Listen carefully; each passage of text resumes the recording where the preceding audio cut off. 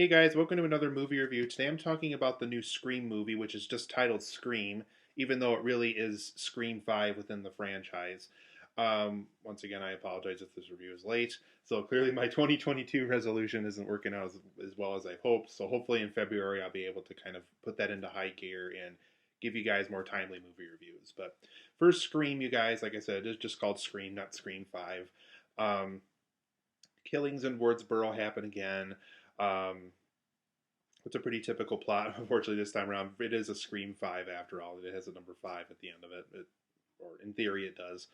The killings of Woodsboro happen again, and it's been a good solid 11-year absence since these have happened. And characters such as Sidney Prescott and Gale Weathers and Dewey all kind of get called back into action after these killings start to get serious and things like that. This is nothing new for Woodsboro. This is their fifth time around having this issue. So basically, over the course of this film, there's things about this new Ghostface incident that's a little different this time around. It's harder to kind of track down who exactly the killer could be.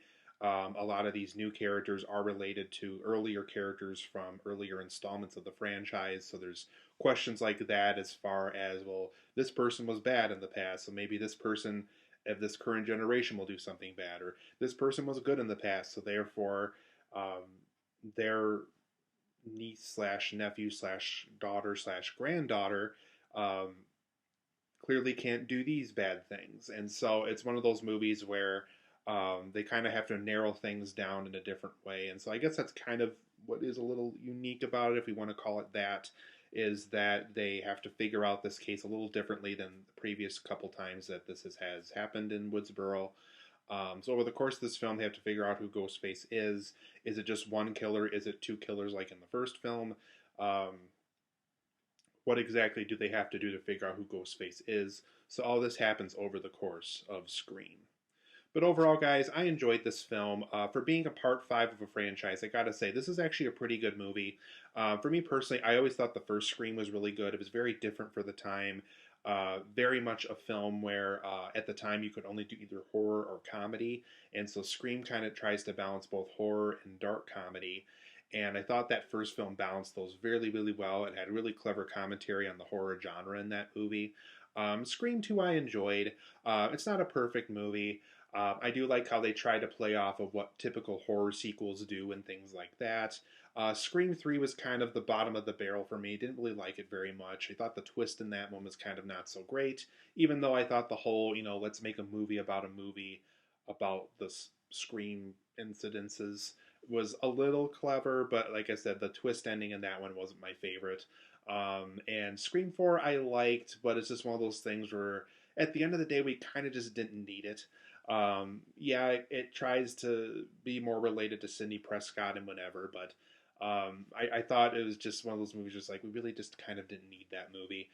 So thankfully, Scream 5 doesn't feel like Scream 3 in the sense that the twist ending felt bad, and it doesn't feel as unnecessary as Scream 4 did.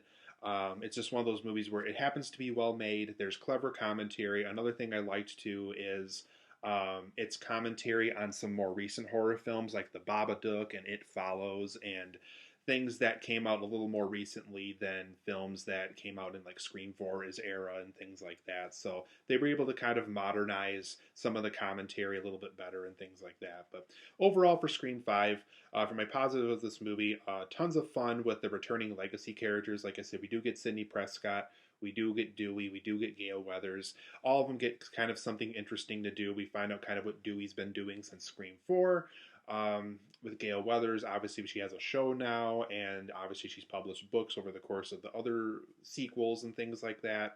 And then obviously Sidney Prescott is now a mom, and just kind of how all those things play out, and as they kind of return to Woodsboro, and kind of how that impacts their lives and what's going on with the new Ghostface incidents and things like that.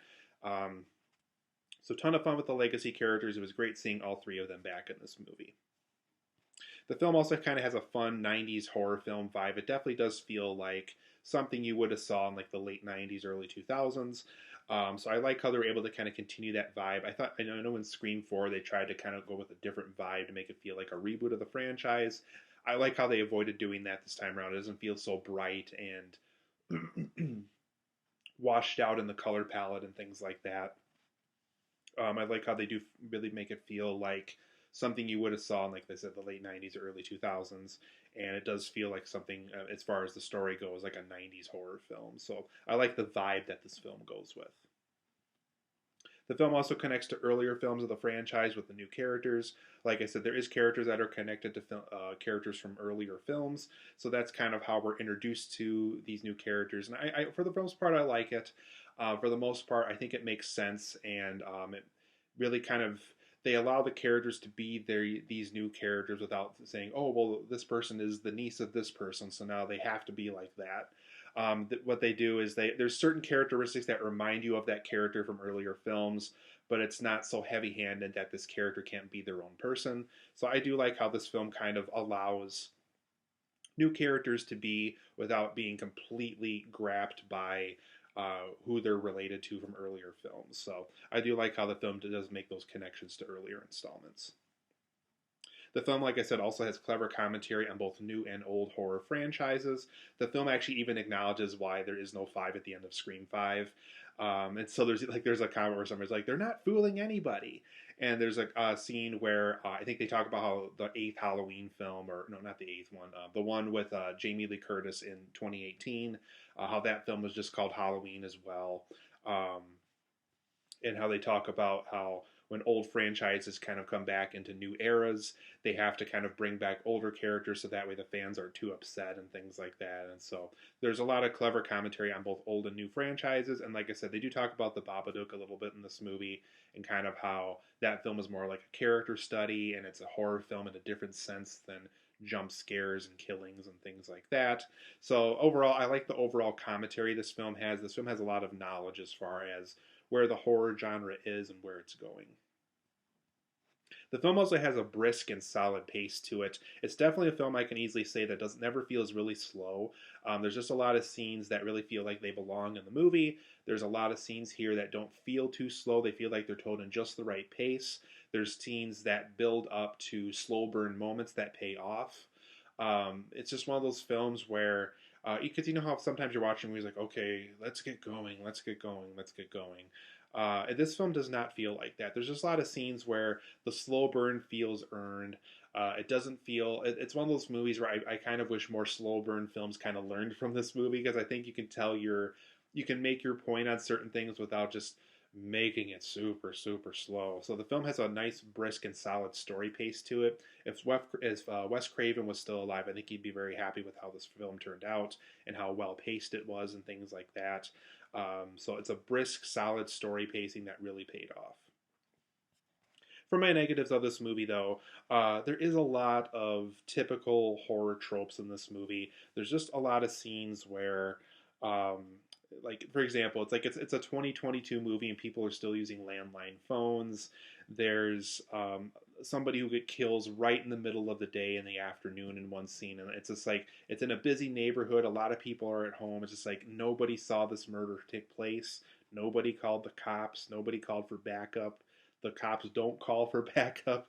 There's just a lot of things where even the film pokes fun at some of those things, but at the same time, this movie in and of itself is doing the things that it's making fun of. And for me, it's just one of those things where it's like, if you're really going to go to Scream again, really come up with something different, really come up with something that's clever and not just doing the things that you're spoofing throughout the movie. So yeah, stuff like the landline phone and things like that really kind of turned me off in the movie. So there's just a lot of horror tropes I felt really could have been better written here. There's also just a lot of tired and repeated franchise moments. I would say specifically in the third act, it's so in love with how that first film ended that it's trying to kind of repeat that same success, and I feel like it doesn't pay off as well. And it's not just that scene in the third act. There's a lot of scenes throughout this movie that really kind of, like the opening, for example, really feels like something out of the first Scream movie, and they just kind of took a couple of the wordings and just kind of recycled it and things like that, while just not coming up with something new and clever and things like that too. So some of it just felt a little tired and repeated, and I guess that just kind of comes with making a part 5 of a franchise. Is by that time you're just like, okay, what else can we do with this story? So another negative I had with the film was It didn't quite feel as original or as unique as it should have been. There's just a lot of scenes where it's just like, okay, this is the fifth time around. What can you do to make it different? What can you do to make it original? What can you do to make this feel fresh again? So even though it's well told and it's well executed, there's just a lot of scenes here that don't feel like they're going for originality whatsoever. And there is a lot of scenes that feel like they aren't trying to be as unique as they probably could be. So I thought those aspects of the film could have been better utilized. I really preferred something more unique for a Scream film than just recycled elements of earlier films. So I thought that aspect of the film was a little disappointing. And also, this is the first Scream film that was not directed by Wes Craven since he passed away, obviously. And it's just like, if you're not, I mean, this is the franchise's first opportunity to do something that maybe Wes Craven wouldn't have done. And so, I don't know, it's just, you got to honor his legacy, but at the same time, you got to do something different to make it stand out for a part 5. So that's just me. But another negative I have with the franchise, or sorry, the cough kind of got the better of me, but I thought it was a little predictable in this movie. There's just a lot of scenes where there's just a lot of typical motions of, okay, now the Ghostface is revealed, and now this happens, and now this happens, and now that happens. There's just a lot of moments like that where, it's part 5, I get it, but at the same time, it's just like, can you make something that maybe isn't as predictable as this? So once again, just a nitpick of mine. I think that could have benefited the film if they went back and did a good solid rewrite at certain moments. But overall, I'm going to give Scream, or Scream 5 as we all really know is what it is, 8.5 out of 10. Tons of things I loved about this movie, tons of things that were really solidly well executed and well done. And like I said, it was great seeing those great legacy returning characters, return to the franchise and things like that, and having the same actors and actresses play them. But like I said, there is a lot of typical horror tropes here. There is a lot of tired and repeated franchise moments here. The film really would have benefited from doing something unique and original, or at least attempting to do so. And it is a little predictable in certain parts. But overall, 8.5 out of 10. Really enjoyed this movie. It's a good, solid Scream sequel. I think the original is still my favorite, but I think for a Scream sequel, this is really well made. I think Wes Craven would have been really happy with how this film would have turned out, even if he was alive and just kind of turned down the movie and things like that. Good, solid movie, 8.5 out of 10. I do recommend seeing this new Scream, which is technically Scream 5.